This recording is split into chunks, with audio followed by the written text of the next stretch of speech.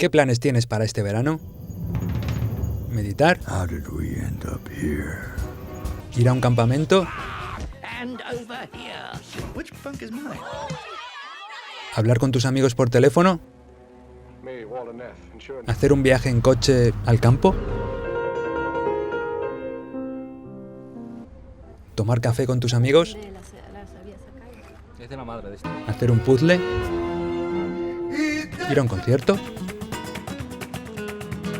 ¿Ir de boda y cumpleaños? También puedes ir a la Filmoteca d'Estiu, que se celebra en los jardines del Palau de la Música de Valencia del 31 de julio al 29 de agosto. De esta manera, la Filmoteca continúa con la actividad cinematográfica durante el periodo vacacional, pudiendo así ver películas de calidad, al aire libre y en versión original. La 16ª edición de la Filmoteca d'Estiu cuenta con 2 ciclos. Uno es Cine de Hoy, que recupera algunas de las mejores películas de la temporada, como La Isla Mínima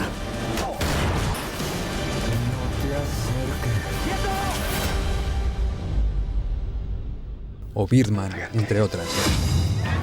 Let's go back one more time and show them what we're capable of. There you go, you motherfucker.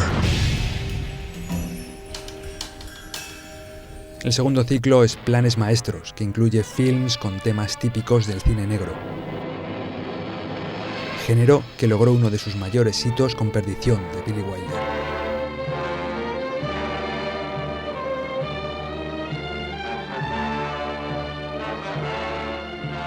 Las proyecciones en versión original de la Filmoteca d'Estiu se celebran de lunes a domingo a las 10:30 de la noche, excepto los miércoles. Toda la programación se puede consultar en la página web de la Filmoteca de Valencia.